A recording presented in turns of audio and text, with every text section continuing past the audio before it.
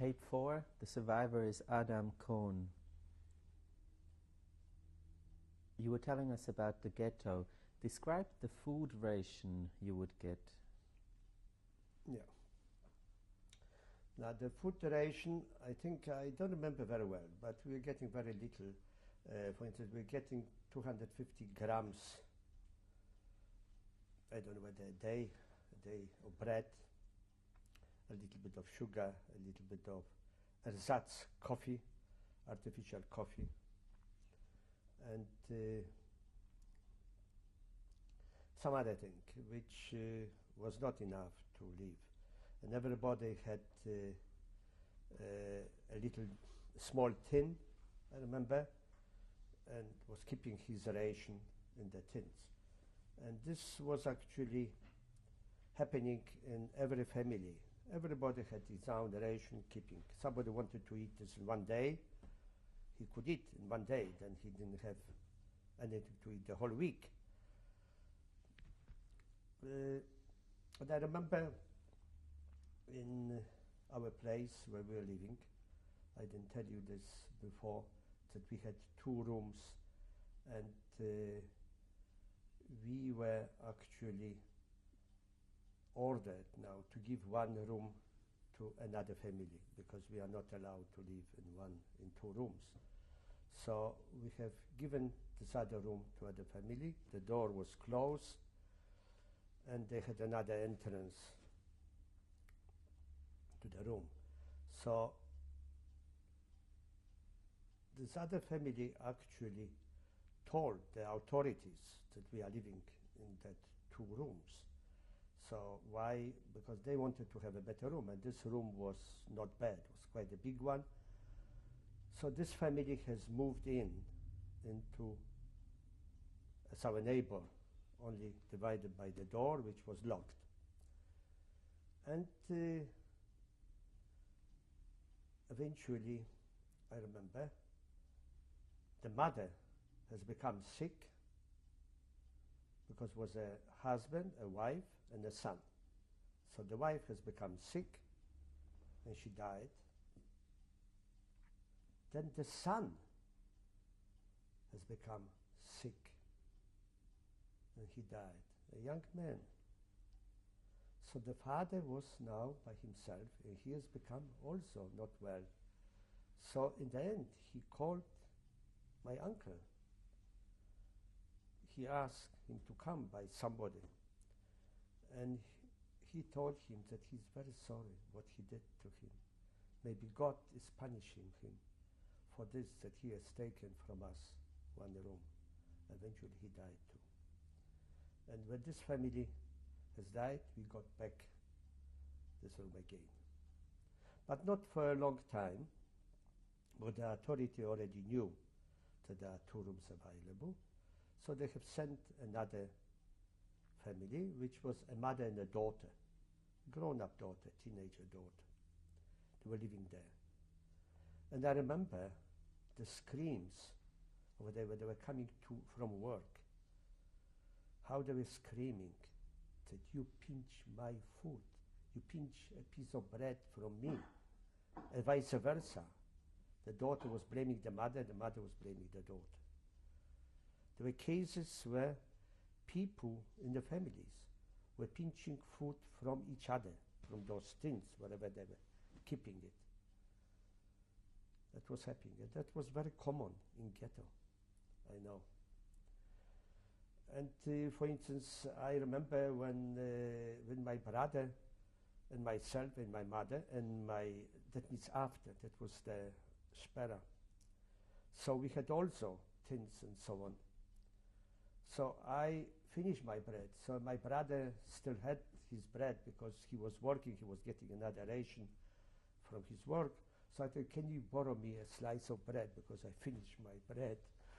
So he borrowed me a slice of bread, and I had to give him back after. You know, that was the condition in ghetto. And I remember also firewood was very important, maybe as much as food. Because winter time, was freezing cold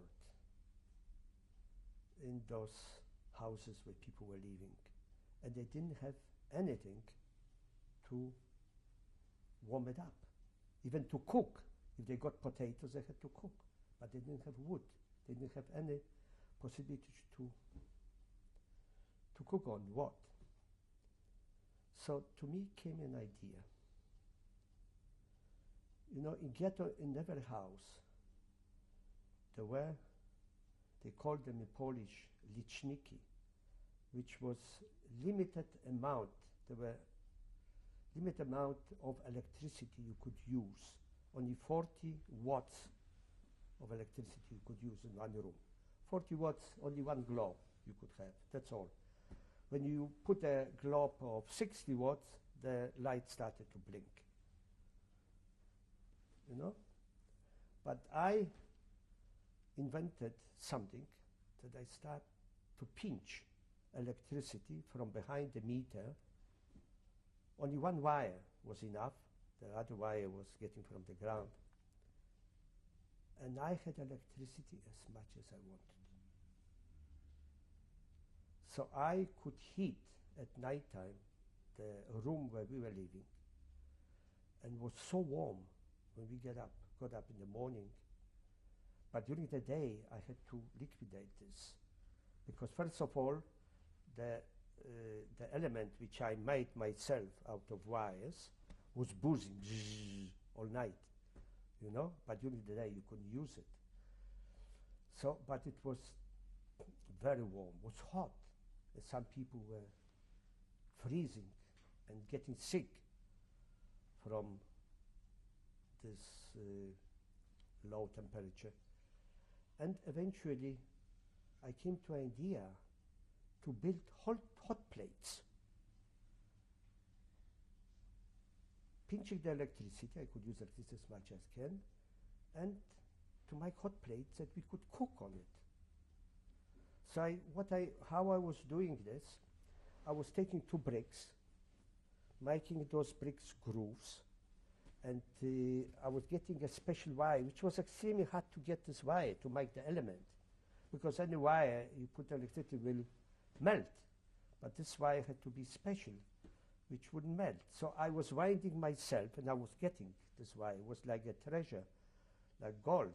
Was winding those elements and putting those grooves around and connecting somehow to electricity. And I was also selling this idea to people, organizing and pinching the electricity in their houses and making the hot plates and putting the hot plates into the ovens, because on the ovens they had rings. I don't know whether you know, there were rings, one on top of the other. You put, when you're taking out one ring, you got this size. When you take the other ring, you get bigger size. So I put inside of the oven the bricks and the hot plates. And when somebody was cooking, it looked like they would cook on wood, not because the hot plates were inside, so nobody knew. And it was also very dangerous, because if somebody would caught me, I would perhaps be hanged, or who knows. And this was my half industry, which I was doing ghetto. Also selling the ideas and organizing for people those hot plates and pinching the electricity and so on. But that was when I was working. I was doing this only at night time when I was coming from work. And that was terrific, because we didn't need any wood. We could cook on this. And it was really a terrific idea. But what happened? I was denounced by somebody, and they came to me, the authority, they checked, they told me, you're doing this. They were Jewish, from electricity, with electricity supply in ghetto. And they told me, you will be arrested now. So I said, I'll be arrested. Come on, I give you something, and don't. So I had to give him a ration, my ration, what I was getting in the factory, to give this guy the ration, my whole time. That was, and I didn't stop. I was still doing this. That was my industry, my factory, which I was performing in Ghetto Lodge, pinching electricity, organizing the assembly, because electricity was coming from the town, from the German. What was the main language in the ghetto? The main language, I think, was Yiddish and Polish, of course. There were a lot of people who couldn't speak Yiddish. You know, I, for instance, I understood Yiddish, but I couldn't speak. And but I learned Yiddish in ghetto, actually, in ghetto and later in camp. But I was speaking very poorly Yiddish. Even now I speak Yiddish. I love this language, but I speak not very good. Or maybe somebody told me that you speak well, and I have only 2 people here, or 3 people, 2 people, with whom I speak Yiddish here in Melbourne. The others I speak English or Polish or whatever, but not Yiddish. So I have 2 people to whom I speak only Yiddish. No. So that was the ghetto. That was the ghetto. Now, in ghetto was also something very interesting. For it was my mother. I tell you about my uncles, how my uncle and auntie, how they were deported from ghetto. That was a curfew, and we had to get out. You know, the German assessment came with the Sonderkommando men, and they always were blowing a whistle, and everybody from the house to get out, and they were making a selection. That was only during the curfew where they were deporting people from ghetto. So in those times, was 1942, was a very big selection of people. Mostly they were deporting people, elderly people and children. Elderly people. My mother was 40-something years old.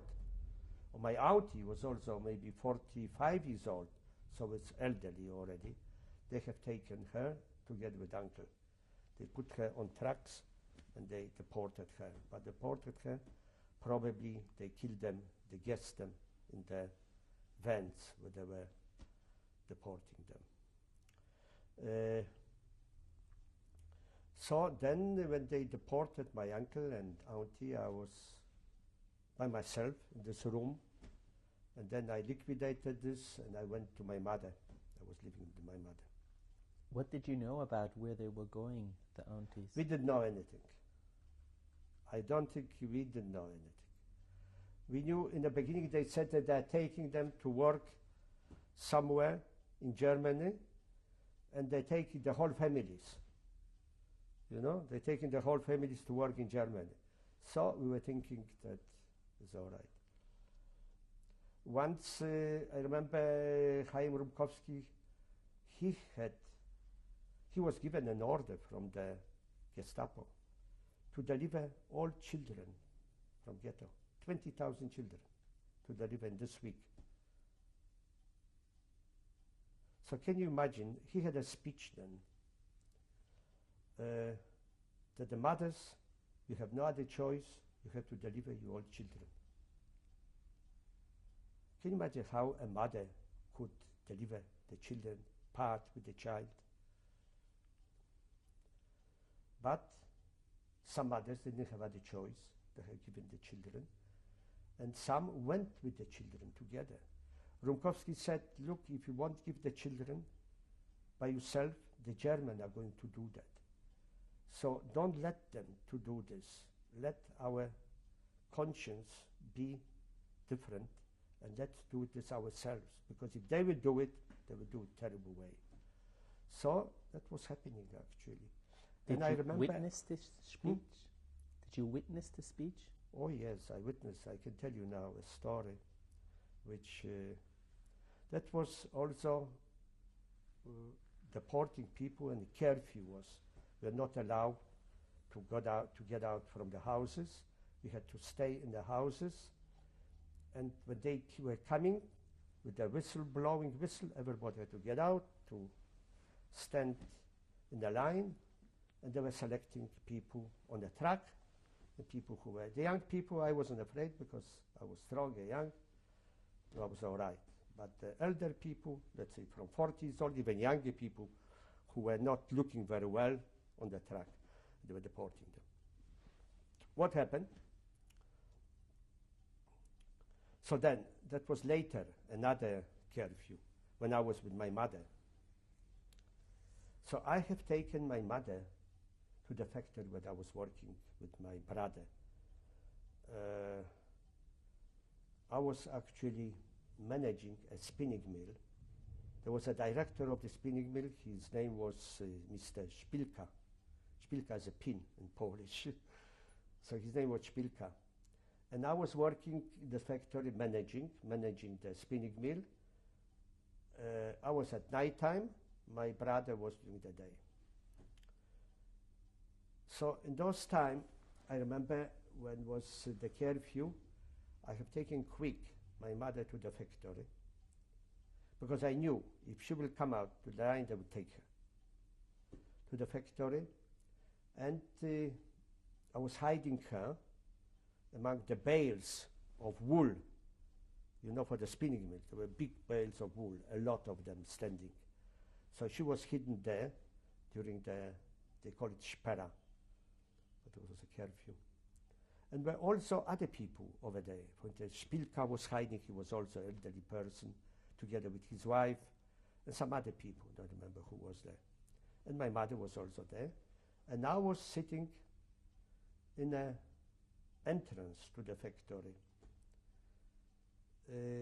like a porter, you know, watching who's coming in, coming out, but nobody during those time was coming out, coming in, and I was sitting there, looking through the window, and along the window, you had a little road, which was maybe 100 meters long. On the other side, on one side of the road, you had a tall wall, brick wall, very tall, which was actually the wall dividing the hospital where the children were actually taken there together sometime with the mothers.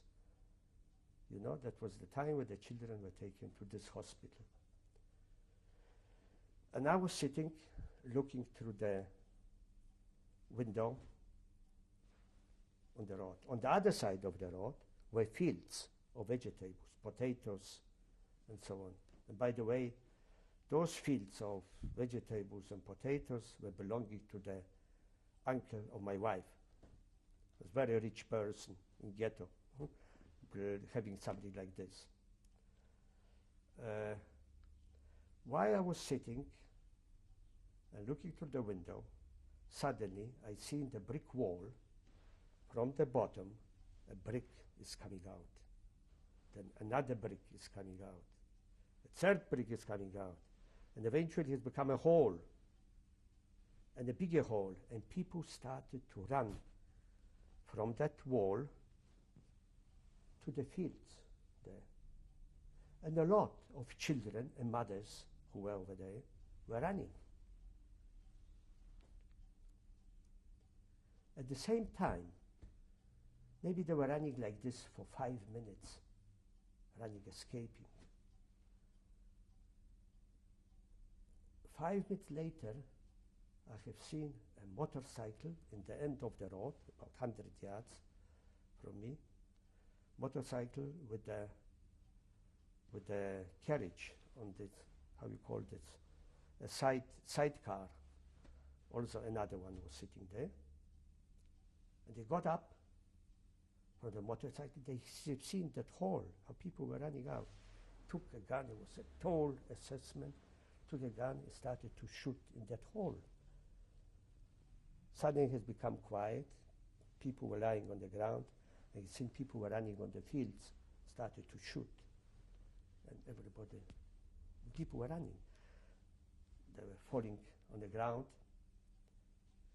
And that was about, I would say, maybe 20 meters, not even that, maybe 10 meters from me, 15 meters from me, from my window.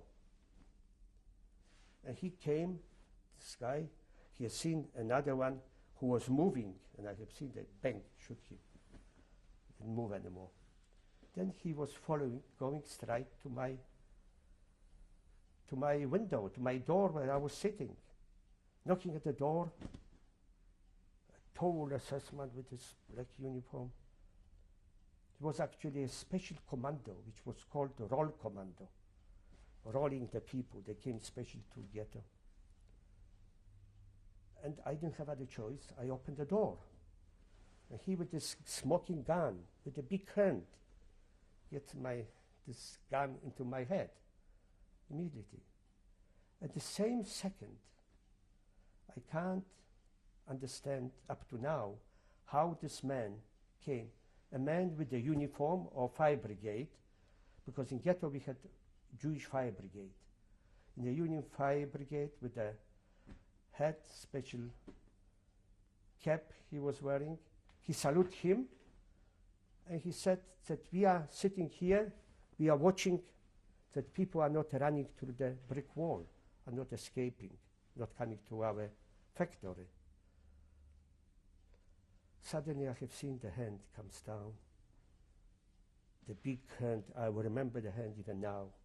Big hand with a smoking gun. Comes down, he said, weitermachen. Continue to do it. And he went away. He didn't kill me, he didn't shoot me. I was positive. You know, when he had this gun against my head, you know, maybe you heard that people, before they're dying, a second before they're dying, the whole life comes to the memory, to the head. And that's what happened to me. My whole life, in split of a second, came right through, and I remember that. You know? But eventually he didn't kill me, he went away. What is it? Destiny. Destiny. The same how I survived the dysentery. I didn't die. What is it? Why I didn't die? Because of the little chicken who saved me. Destiny. You wanted to tell us how your brother passed away, your other one. Yeah. Yeah, so that was another story. We were working together with my brother in this factory. He was managing the spinning mill. I was at night, he was during the day. And in this factory, we were working young boys, a lot of young boys, very sons of very rich people, manufacturers, and was an epidemic, in this factory was epidemic of tuberculosis. The young people were getting sick of tuberculosis and dying. How old they were? 18, 19, 20, 21, 22. And a lot of them died. It was really an epidemic. And one day, we have become sick, me and my brother, together. And we were thinking that it's a cold. We couldn't believe that we got tuberculosis. But that was tuberculosis. And I was sleeping with my brother together in one bed. Always we were sleeping together. And we caught tuberculosis because of the epidemic. And tuberculosis was very infectious. So what happened? I somehow got out. I got out. My brother was terribly sick. I got out, and I was very sick. I remember even got out very weak and so on. And when I was walking in the street, sometime I have seen at home a mirror, so I was talking to myself that this guy will last another 2 weeks or maybe 3 weeks. I was thinking myself, you know. But what happened with my brother is that eventually, after long suffering, he died on the hands of my mother. When I came home, I remember I didn't go to work because I couldn't work. But when I came home, and maybe I went for a ration or something, came home, my mother said, I was holding him, she said, "Oi, he doesn't wake up. He's sleeping, he doesn't want to wake up." And I have seen that he's dead. He's dead. He was a younger brother, me. So it's very interesting. I was sleeping with him together, and tuberculosis is very infectious, and I survived. He died. He was much stronger than I was. Much stronger boy. I was weaker than him, but he died. I survived. What is it? Why? Then here in Melbourne, I was speaking about this with my friends, doctors. Said, you know what? That when you got this injection of dysentery, the horse serum, probably the horse was infected with tuberculosis and you got immune. That could be the reason why you survived later, being so sick before that, because of this. What had your brother meant to you in all these years in the Lodge Ghetto? My brother, he was actually everything. We were together. We were always together in Lodge Ghetto. As you have seen the photo here, I don't know where the photo is, somewhere over there. You have seen, we were always together. And he was a lot. But what happened later when he died was another story, because we were not allowed to leave. They were evacuating actually ghetto already. That was 1944 when he died. And we were not allowed to leave in this part of ghetto. You know, there was last days actually, this part of ghetto, because they were reducing ghetto, making it smaller while they were evacuating people to Auschwitz. And then my brother died. And I wanted to go to cemetery to bury him. How could I? It was very difficult to get something. How? I couldn't carry him on my shoulders. So I found a trolley. I put his body on the trolley. I was carrying him to cemetery to bury him. I came to the cemetery to bury him. They told me, you can't bury him now. Have a look. How many bodies? You have to wait in queue. There are hundreds of bodies waiting now. So what I did, I didn't have other choice. I had to leave his body together with others and go away. And then the ghetto was actually evacuated gradually. Then I have to tell you what actually happened after when the ghetto was evacuated. So I left the body of my brother over there and didn't have it. And up to till today, I have a bad conscience that I left my brother, but I didn't have other choice. Not burying him. Probably they buried all the bodies together in one grave. See? Now, when they started to evacuate, we were not allowed to leave this part of the ghetto. I didn't want actually, and they were evacuating people to Auschwitz. We didn't know that it was Auschwitz. They were telling us stories that we are going with their families, we're going to work in Germany somewhere, and we have to take only that belonging, what we have, 15 kilograms, I think, per person, and we can't take any more, and that we are going to work somewhere in Germany. So this I remember. That was the rumors, and that we are going. But in actual fact, we were going to Auschwitz. But I didn't want to leave this part of ghetto. I wanted, with my mother, I was staying in this part of ghetto. But of course, everybody, the part of ghetto was completely empty. Nobody was living. The houses were empty, the flats were empty, the furniture, the lining, and the dunas, I remember, were full. And I was looking for accommodation where we can live with mother, where we can stay. So I decided not to stay on the ground floor because they will catch us. Not to stay somewhere where they could see us, you know. So I was staying on the third floor in one of those rooms. And also I had to be careful not to buy, because then already I had a lot of wood from everywhere, because the whole place was empty. Was nobody living except me. That during the day I couldn't move. Only at night time, when nobody had seen, I could organize food. Wood I couldn't use. I could use only a hot plate. You know, so a hot plate, where was a hot plate? I had to go home, you know, at night time where I was living, to grab the hot plate which we had and to bring over there on the third floor that you could cook. And we had then no shortage of food because the houses were empty. There were a lot of food. There was a bakery empty. You got flour, you got potatoes, you got everything. We have to change the tape again. Yeah.